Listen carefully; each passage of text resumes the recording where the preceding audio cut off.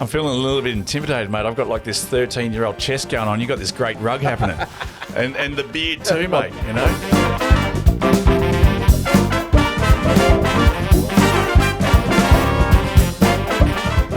Here we are back in the sauna. Welcome, folks. Welcome to another Sauna Sessions with Shay. This is a special podcast, this one. In our vision to go worldwide, we thought we'd start in Adelaide with a good mate, Luke Callery. How are you, mate? I'm fantastic, mate. Thanks so much for having me. Did I get that right, Callery? Yeah, perfect, okay. Mate. That's all right. it. Now, mate, before I get stuck into things, I always like to do the honorary ladling, and we'll explain to people why this is a special podcast. So, just so people know at home, we are actually steaming the room up with all this electronic stuff. Some people are going to probably think I'm a freaking idiot for all this electronics that I've got in a sauna, but basically, I had to step it up a notch because Luke. We were talking about green screens and actually going to find a sauna. You couldn't find a sauna, so you decided to build one, mate, or half of one anyway. What was that experience like? A little bit weird. The local gym looked at us sideways when we asked if we could go and use their sauna for a podcast. No one really knew what we were talking about. So I figured we better create our own. Well, because I would have loved to keep the illusion going, but I just love people. I love behind the scenes. I love all the bloopers and what's going on. So I may actually just post below some pictures of you, what it looks like in the backdrop, because you've done a humdinger of a sauna. And look, it's luckily you are a builder and it's come together nicely. All the dovetail joints have come together nice and flush, I guess. I don't know any other joints, mate. Don't look too closely at the nailing. Now, mate, just for a little bit of an intro, you're the owner of Callery Building, who's a custom renovations and high-end additions to homes. You're the co-founder and the co-host of Build Insights, and you've got a bit of a side hobby where you do Inspire to Explore, which is like an Instagram page of your trips around Australia. Is that right? It is, mate. Yeah, spot on there. So Inspired to Explore has probably taken a little bit of a back shelf lately with everything that's going on work-wise with Callery Building and then starting up Build Insight. Mm-hmm. But we've also got, with my wife Caitlin, we got our own little YouTube channel as well. We basically, our holidays, we pack the ute and the caravan and get as far away from people as possible and tour the country and just document it through video and share it with everyone as well. So nice, mate. Is that your time away? Is that the way to recharge the batteries and, pump yourself back up to get back into all the building stuff? Exactly that, mate. Exactly that. Sometimes you look back at it and you think, geez, you spend that much time still filming and carrying on while you're away, but it actually... We've found it slows you down even more. Yep. You find, like in the early days when you were travelling, you'd go see a cool waterfall or a nice site or something. You'd go see it and you'd be in a rush to get to the next one. But when you really slow up and you're taking the videos and you're taking photos along the way as well, because it takes so much longer to capture the footage, it really actually allows you to, I guess, slow down and take it in even more. Soak it all up. It's been it's been a nice thing to do. There's something nice about that, mate. I was just even talking to my partner before about this. It's just I crave a fire, just sitting around a fire. You know what I mean? Like it's you can spend your whole bloody day in front of the computer and looking at screens, and I've just had to go to the bloody optometrist to get glasses, and I know it's because I'm looking at this shit too much. But there's something about the outdoors, looking at the stars, sitting around a fire with your loved ones, cracking a beer, just the simple shit in life, isn't it? Absolutely, mate. Ultimate relaxation. Yeah. Now, mate, tell me a little bit about this Build Insight. What's going on there? I guess it's a fairly new platform. It's a bit of an idea, sort of another couple of builders around the country sort of threw together at the start of the year. I've always had a pretty big interest in videography, I suppose, not by any means producing movies or anything like that, but I like... I guess sharing what we're building day in, day out on site, just sort of more so was doing Instagram updates. I quite like putting together my own little YouTube videos for that as well. And I've kind of had the idea early last year to create my own thing. It was actually going to be originally called Build Breakdown. Myself and my wife Caitlin, we actually started to do our own little logos and stuff for it, but it got a bit too hard just with us on our own. And then I actually had... one of the Backman boys, Dean Backman from Backman Builders over in Melbourne, he reached out to me at the start of the year, kind of knowing that was the direction that we wanted to go, and he said basically he was keen to jump on board as well, and he had another local builder and another building designer that was keen to collaborate and put all of our content together and just see where it went. Basically, it was more for fun in the early stages of it, but the more we got talking, we really saw it as an opportunity actually to share our learnings and the information that's not put out to the industry in any other way. To be able to actually put that out as more of an educational platform to provide a lot more insight into the day-to-days of running and what goes into a building, actually like building your forever home, I suppose. Well, that's important, mate, I think, because like most clients they're not educated on what's going on. But who doesn't love to see behind the scenes of what's going on? And when you're kind of transparent like that, it helps everyone, doesn't it? It does, and I guess it's there's so many unknowns that people. I mean, some people really don't care. They just want a house that looks nice. They really couldn't care what was behind the plasterboard. But there's a lot of people that when they really do start to understand when you're showing them how something actually gets constructed. The reaction that they've got is quite mind-blowing actually, and it gives people the realisation nowadays, I suppose, with how much everything's been inflated and the building costs that have gone up, when people realise how much effort's actually gone into it. I guess it's a bit more of an eye-opener for people to understand on why things are costing the way that they are, as well as I guess just some of the practices and how things perform, like why you do bigger insulation and certain types of window details and things like that, just to seal up any gaps to be able to stop air drafts so that you haven't got an energy consuming monster at the end of the day. So nice, mate. Nice. No, I love it. And mate, you're now venturing more in front of the camera. How do you find that? It's pretty good actually. It's very, very relaxed. Well, I feel very relaxed with it at the moment. I guess early days was a little bit, that awkward moment of the idiot on site talking to himself on his phone, walking around. You got a few sideways looks, but everyone's, I guess, semi used to it now, I suppose. We've doing a lot more of it. We've actually just employed Caitlin full time in the business as well. Nice. To be able to capture a lot more media and content. That's sort of the direction that we wanted to go. So Caitlin's she's by trade a photographer, but she's venturing into the video as well. Yep. So nice. something very new. There's obviously going to be a lot to learn. Thankfully, I guess filming me talking on site and looking at a few wall frames or some trenches in the ground, it's not quite as stressful, I suppose, as filming a movie or something like that. So we've started simple. Nice, mate. But definitely a little bit different to photography. But I think so far she says she's thoroughly enjoying it. Yeah, so. Nice. And how's the feedback been from the audience? Pretty good. Pretty good all around, actually. Probably, I guess you don't realise until you start to see other people in public and sort of network with other people and realise how many people are watching. Like a good example was actually the last Live Life Build event that we had on the Gold Coast. So just a very quick one, I suppose. Those that don't know, Live Life Build is a coaching platform, coaching and mentoring builders across Australia. We had a live event on the Gold Coast back at the start of the year, and there was a section in one of our sessions where everybody had to stand up and go and talk to someone that you hadn't met before. And this guy beelined me across the room, came over, basically gave me a big hug and said, "Mate, you're winning at social media at the moment. I followed you for so long. Keep doing what you're doing. It's fantastic." Like, that's awesome. So he feels like he already knows you without even meeting. Yeah. Cool so feeling. It was really nice, actually.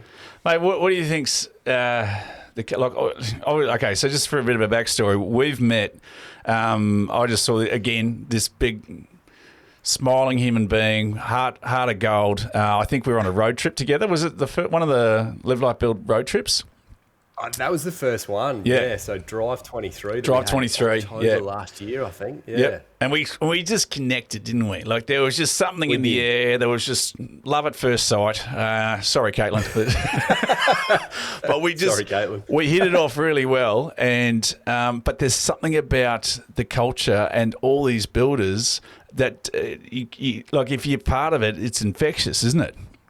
It is. It's something that I guess you really need to see it to believe how powerful it is. I was a little bit skeptical as well in the early days when I first started to see the Facebook ads and stuff popping up for Live Life Build, but that's probably the main draw card that's kept me in there, I mean, I've always got a lot to learn. I've definitely got a lot to learn still. So there's obviously the educational side of it that's still keeping me in there as well. But the community of people that are going through the day-to-day, the same problems, the same challenges, they've got the same wins as you as well, because it's not all about the challenges. You've got to make sure that you share your wins as well. Yep. I guess it's the community of being able to talk to people that are doing the same thing and encourage each other. It's just, it's like nothing that I've ever been involved in before and ever seen. It's fantastic. Yeah, nice, mate. And look, did you feel like, you're isolated, you're on your own, it only happens to you, all the problems of being a builder?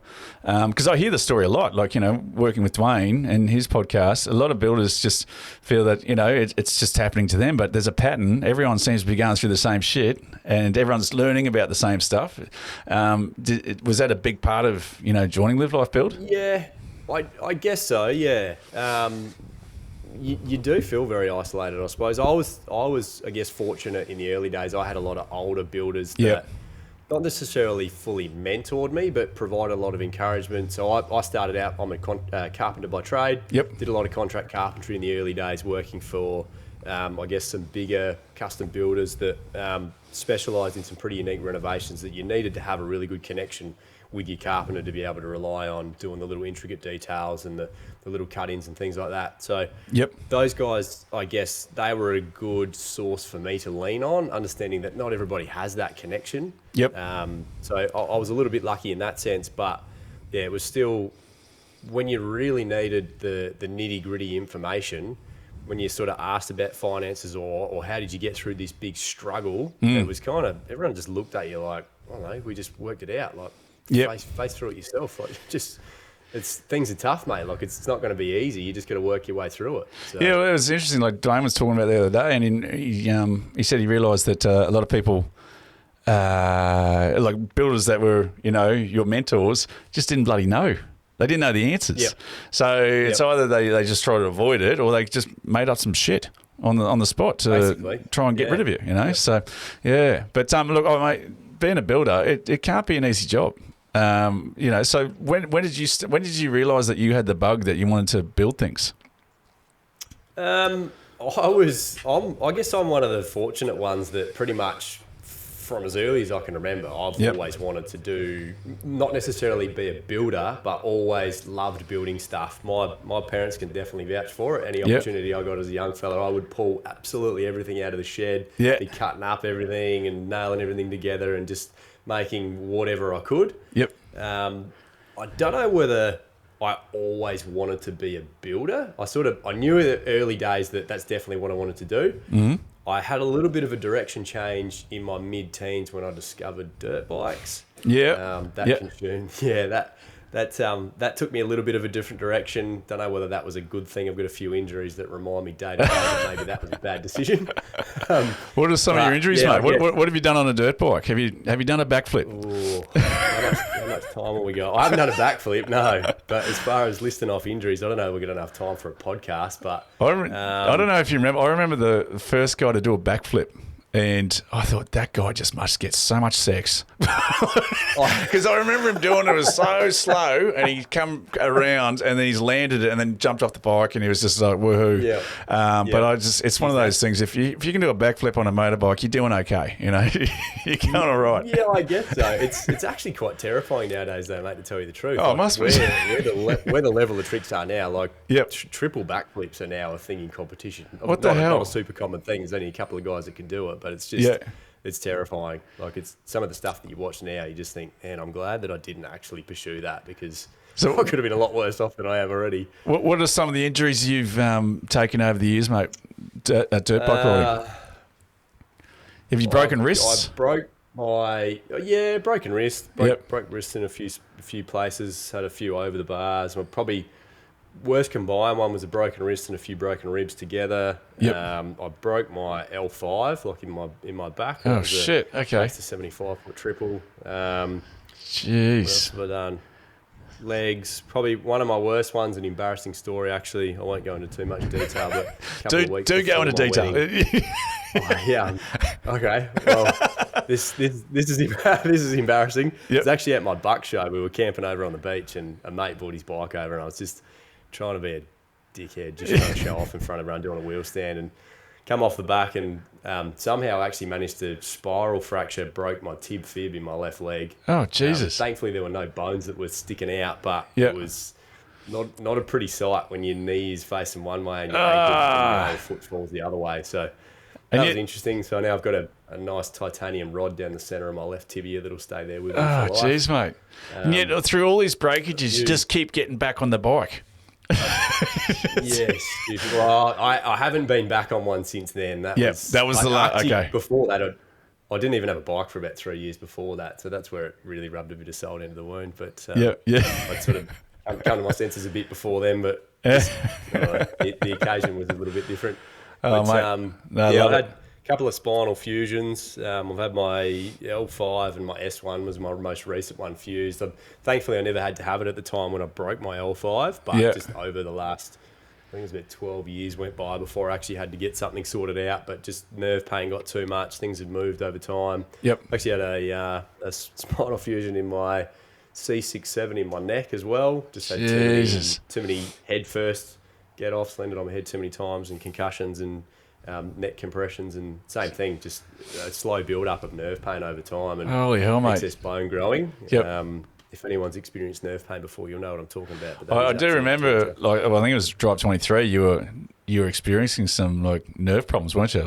There was. Yeah, you were in a bit of pain. Because my most recent one was my lower spinal fusion was only I think it was May last year. I've just gone 12 months actually. So that was still a little bit fresh then. So it's thankfully all good now. And look, mate, I'm happy to share. It's between us. Yeah, I'm feeling at my peak fitness at the moment. That's I'm back awesome. on a mountain bike. I'm by no means am I pumping iron, but I'm doing some light weights just to try and build up a little bit of upper strength at the moment as well. And I'm feeling as good as I ever have. It's fantastic. I'm feeling a little bit intimidated, mate. I've got this 13-year-old chest going on. You got this great rug happening, and the beard too, mate. You know, my pecs aren't quite sticking out as much as what I've got on the other side of the camera there, though. It's all happening.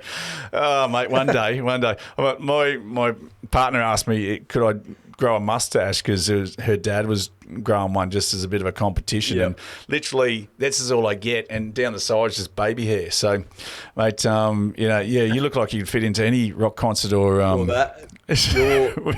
facial hair is exactly like my brother, and what I actually brought on the beard was actually it was a piss take for my brother. I went away with him for 3 weeks.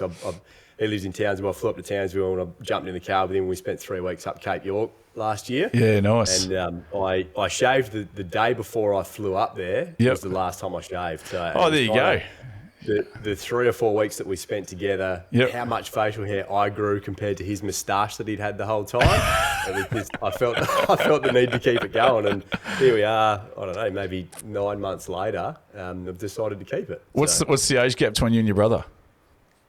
3 years. 3 years, yeah. So you're older or younger? I'm the older brother. The older one. See, I'm the older brother as well. And the only time I felt inadequate about the whole thing was when year 10, and my brother's in year 8, and he's got a full bloody beard going on, and I'm like I'm like you're just trying to sprout something, you know, and nothing's coming. So you know, think hard enough, you think it might grow. Yeah. No. Then you get to 37, realise it's not going to happen. I'll never get anything connecting up the sides here, but mate, that's a serious beard going on. Love it. Yeah. Now, mate, also I've done a bit of Facebook stalking on you. Did you get married at the start of the year? No, so it's popped up probably actually at the start of the year, because our my Facebook account got hacked at the start. Oh, there you go. It was a real nightmare actually. So the 3rd of Jan was married. You got married, but not this year. Definitely not this year. Okay. It was actually 17th of February was our 6-year wedding anniversary this year, mate. Oh, so, there you go. Congratulations, mate. Well thanks, done. Mate. Yeah, I can. Well, because actually, did I hear a rumor that you got married recently? I did, mate. I did. Yeah, it was a. Mate, that's awesome. Thanks, mate. Yeah, it was a bit of a shotgun wedding. It was an 8-day turnaround. We literally got out of the 8 days. 8 days. We got out of the gym. We went and had a coffee, and my partner said, "I'm sick of all this shit, all the wedding stuff. Do you want to get married next weekend?" Because we had some cousins coming down. And I said, look, give me a thumbs up or a thumbs down, and, think about it on your way to work. And she gave me a thumbs up, and it's like, right, we got on Airtasker. We got the celebrant booked booked in, and he's like, you can't get married that quick. But I said, can you jump through some loops? And he's like, yeah, and leave it with me. And then 8 days later, mate, we're getting married in Sari's dad's retirement village. How cool was that? Yeah, so it was a quick one, but Awesome. we got it done, and life's good, mate. I never thought I'd get married. Mate, that's awesome. The first month I went out with Sarah, I sent her a essay I wrote at university called "In Sickness and in Sickness," and that was my I'm never getting married, and there you go. When the right woman comes along, everything goes out the window. So yeah. How long have you two been together? About 4 years, I think. 5 years. We met just before COVID hit. Yep. Yeah, literally awesome, 2 weeks before. So we were kind of like sneaking around, when COVID was on. Yeah. Now, mate, what's next for Luke Callery? What's going on? What do you see? Because obviously you just to even get on this podcast, mate. You got your finger in 7 pies. How do you deal with everything that's going on at the moment? Just take it day by day, I suppose. Yep. Not overthink anything. Yep. I guess in the early days, I used to work myself up a fair bit trying to take on too much, but now I guess probably the main thing I've done recently is built a really good team at work. Yep. Learnt to delegate, just to, I guess, take a lot of the pressure off of myself. Mm-hmm. I've never been one to sit around and get bored and whatever. I had a sinus infection and I was pretty much over the entire weekend, and I just couldn't bring myself to sit on the couch and feel sorry for myself. So very, very much to Caitlin's surprise, I cleaned the entire house on the weekend. Oh, shit, there you go. Far out. She came home Saturday afternoon and was just basically walking around looking at me sideways going, what's going on here? Did you clean the house? I just couldn't sit still. Catch more sinus infections. Yeah, basically. Clean the shit out, yeah. No, well, that's, I'm kind of the same way. I think if you sit around feeling sorry for yourself, it prolongs the getting better, quicker. Yep. So get up and move, don't overexert, but I think just move and you'll start to feel better. So yeah. But that's good, mate. So you've obviously is Build Insight taking up a lot of your time at the moment? Oh, not heaps. It's been a bit of a roller coaster for the start of Build Insight. We had a really, really good start. So we basically created the platform back in, I don't know, it was mid-January, early February. Yep. Went really good. So, got the domain all sorted, got the website sorted. The website's still being built, but basically did the Instagram launch to start with. Mm-hmm. Most people spend pretty much all of their time on social media, so we thought we'd start with that. Yeah. And then over the Easter break, the page got hacked. It was absolutely heartbreaking. Yep. That, the growth that we had on the page so quickly, it was phenomenal. The connections that we were making with people that were reaching out that wanted a little bit to do with it as well, and encouragement, and it was just... So you had to reset, start from... We did try. Yep. Did you have to start from scratch? Yeah. Shit. So we did contact... Did contact a cyber security mob, and they basically said, look, you can try and get it back if you want. It costs you a heap of money. Chances are, whoever's hacked it, they've already deleted the page. Yep. And they were trying to ransom, basically. I'm not sure exactly how it worked, but one of the other guys was getting messages basically saying that, if you pay us X amount, you can have your page back. How much were they asking for? Oh, I'm not sure. I don't think we ended up actually opening the messages. It was just the previews that they could read. So, which apparently that was the right thing to do. Yeah, don't open those links. Yeah. So we've had to start again. So it was all guns blazing, and it was really consuming a lot of everyone's time because it was unexpected how quickly it took off. But now the rebuild is probably going a little bit slower than we liked. We're still, I guess, trying to set up the right processes and systems in the background so that it's not consuming everybody's time, because all of us have still got our own business to run. Yes. Still got families and stuff outside of that as well. So it's, I guess having multiple businesses, you don't want to just be at work all the time. So we're in the process at the moment of actually signing up a VA as well, just to take the pressure off and be able to delegate a little bit. Yeah, nice, mate. Take a bit of pressure off. Yeah, nice, mate. Now, mate, look, obviously you've got a million things going on besides getting out with your lovely wife, Caitlin, and I see you've got 2 dogs too. Is that right? 2 fur babies. We do, mate. Yeah. We do. Where do you fit in the chain of command when it comes to, because with me, it goes the dog, then I come in bronze. I get the 3rd place, mate. Yeah. How does it work? I guess it depends what's needed in the household, I suppose. But most of the time, I'm floating in the background. Mate, do the dogs sleep in your bed? Oh, from time to time, Yep. we go through phases because, believe it or not, this is how bizarre it is, Shay. So Caitlin's actually allergic to, just about every animal on the planet. So really? Yeah. We took the biggest risk ever when we first got, when we got the first dog, because we knew that she was allergic. So allergic to dogs as well? She's like really, really highly allergic. My sister's got a dog, and other friends, like when we'd go to their houses or whatever, she would blow up like a balloon. Wow. Like cats as well? Cats? Cats is probably worse. Yeah. Yep. So we thought, had heard stories of, I guess, people getting a kitten or a puppy from early stages and becoming immune to the exposure of having just that one animal in your house. Yeah. Yeah. So we took a risk. Took a risk and got the puppy. I'll never forget the first night that we got him home, and they were sitting together on the lounge room floor, and she sat up at one point, and it was, I don't even know how to describe it. Her face was so swollen. Oh, no, yeah. Eyes were watering, nose was running. I thought, oh my God, what have we done here? This is not going to work. But the puppy's giving you this little puppy dog face, and you're like, we got to keep it. We can't give it back. Yep. I'm like, oh, do I keep the puppy and get rid of Caitlin? I'm going to do this. Thank God Caitlin's here to help set this up too. So how does that? So she came around to the dog eventually. Yeah. It's sort of not sure how long it took to get to a comfortable level. Still gets allergic now. So it's bizarre, mate. Some days you'll get maybe 2 or 3 days would be perfectly fine. Yep. Other days is horrible. So it's just, I guess.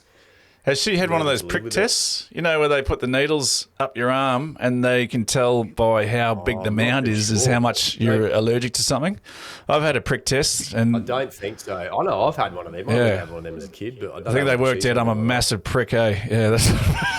But basically, mine was cats and horses. So if I go anywhere near a cat or a horse, my face blows up. And so it was it literally, when you're younger, if you go out with a girl and she's got 9 cats, it's like, see you later. It's like, it's and you get it. But if you're going out with a girl who's got 9 cats, and there's probably other things going on there. So yeah.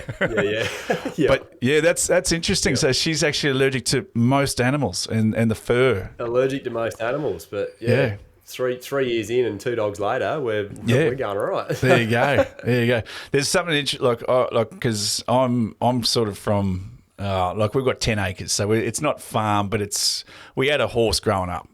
Right, so the horse would come to the front door and we'd feed it watermelon and all that sort of shit. But we never let any animal in the house, let alone on the bed. And now it's like the dog just creeps closer and closer, and now the dog's in between us, and there's nothing I can do about it, And it's cute. I get it, but I've never been one to have dogs in the bed, or they've always been outside. That reminds me so much of my dad. He was always. So we had dogs growing up, but they were definitely outside dogs. And any time there was an animal in the house, it was, "What's that doing inside? Go out!" Yeah. And now we've got 2 dogs. My brother, my brother's actually got 2 now as well. But whenever he's home, he just had the one, and my sister's got a Labrador as well. And so I reckon it was maybe Christmas last year. Yeah. All 4 dogs at home. And I've got a video that I wish that I could share it with you right now. That standing in the middle of the kitchen, there's 4 dogs sitting in a circle around Dad and just feeding them by hand, one by one, giving them treats. There and you they go. sleep inside. Christmas definitely Day for not everyone. allowed in the bedroom. Yep. And not on the couch. Yep. But, yeah, it's funny how things change. Oh, yeah. Well, I don't know when I because I was just never always outside, But and then they start cuddling up to you and to getting into your body heat, and they start getting this little nook, and they know it right in the middle of your back, and you start actually going, oh, that's nice. And you kind of start enjoying it. It's like, yeah, you're right. You can stay there. And then you sucker. And they give you the little puppy dog face, and then you're gone. Yep. You've lost it. Yeah. But we've got a king. I'm a real sucker for that, mate. We've got a in our bedroom door, because ours are inside dogs. They definitely live inside. They rule the house. But we try and keep them out of the bedroom. We've got a baby gate in our bedroom door to keep them out of the bedroom. And it'll just be Walter, the youngest one. It'll just be like you get up, you go to the toilet, go back to bed, and he sits at the gate and he just starts to whine a little bit. And you're like, all right, mate, come on in. And all you got to is in the bed. You only have to do it once, and then that's it. You're done. That's it. Yep. Hey, mate, look, I would love to talk to you for another bloody half an hour, but the electronics in here are starting to get a little bit warm hot under the collar. But, mate, I appreciate your time building the backdrop sauna, and I hope one day it actually gets built into a full-size sauna. I can talk you through, helping you with the build. But, mate, it's been absolute pleasure talking to you. Now, if anyone wants to go, if you're looking for home renovations down in the Adelaide area, where do they go, mate? Well, without pumping us up too much, they can find us at www.callerybuilding.com.au, or they can look us up, Callery Building on Instagram. If you really want to go all out, our phone number is 8133 5566. Is that an Adelaide number? 81. That's an Adelaide number. There you go. You got to put 08 at the front of it. There you go. Okay, it's for area codes. It's just in case you're in Queensland, you're coming down to Adelaide, throw that plus 08 in front of it. Yeah. Mate, thank you so much for taking the time out. The hat suits you like there's no tomorrow, mate. I love it. You look. Keep doing what you're doing, mate. I appreciate all your time to come on the show and everything that you've done. And, mate, we'll have to get you back for another one when I can sort out electronics and heat. Maybe as a builder, I need to come to you. Build Insight needs to look at how you can get electronics in an 80-degree environment. So, yeah, that's stay tuned for that. But, mate, thank you so much for being on the podcast. I look forward to one day coming up and actually testing out the sauna in person. Well, mate, that's that invitation is always on the card. So anytime you're up this way, jump in the sauna for real, and we'll do a round 2. Thanks, mate. Love it, mate. Thank you very much. All right, guys, if you've enjoyed this episode of Sauna Sessions with Shay, don't forget to like and subscribe, and we'll see you for the next one. Thanks, guys.